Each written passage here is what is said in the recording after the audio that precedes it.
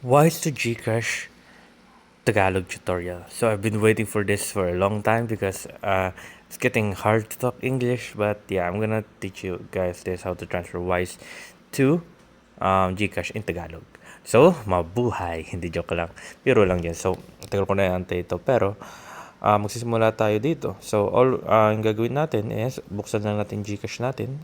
Pagka-buksan, I meant Wise natin. Pagka-open natin Wise natin, pindutin mo lang yung send right there. Kita mo yung send? There, makikita kang send. So, there you go. Pindutin mo lang yung send. Pagka pindutin mo ng send, pindutin mo naman yung susunod na lalabas. Yung nakita mo sa may top right, may makita kang add. Pindutin mo yung add. Pagka pindutin mo yung add, may makita kang PHP. Or i-search mo na lang kung wala dyan. Pindutin mo yung PHP. Pagka pindutin mo ng PHP, makikita mo yung e-wallet. Pindutin mo yung e-wallet, yung may logo ng Gcash.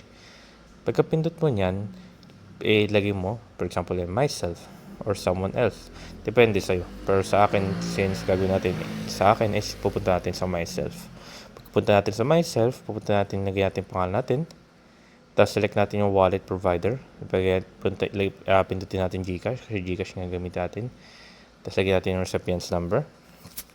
Lagyan natin dyan. Yun. Bingo. Oh, wait lang. Teka. Ayan. Then, pindutin natin continue. Tapos natin gawin yan. Ito. Ilagay lang natin amount kung magkano. Wala akong pera kaya ilalagay natin. Wala akong makuha. Pero ayun nga. Pagkatapos may ilagay yung kung magkano dyan, dito, makikita mo na kung kailan mag-arrive. Makikita mo send now. Delivery estimated not available pa. Pero, instantly lang yan. Siguro mga wala pang 1 minuto na send na sa'yo yan.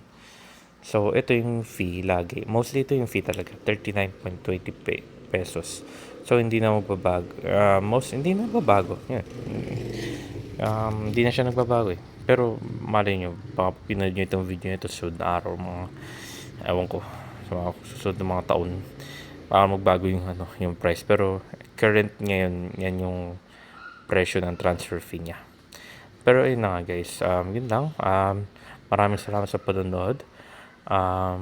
Bigyan nyo ng like. Kung may mga katanungan kayo, ilagay nyo na sa comment section below. At sasagutan namin yan ng pag nakita ko. Or pag nakita agad namin, sagutan namin agad-agad yung mga tanungan nyo.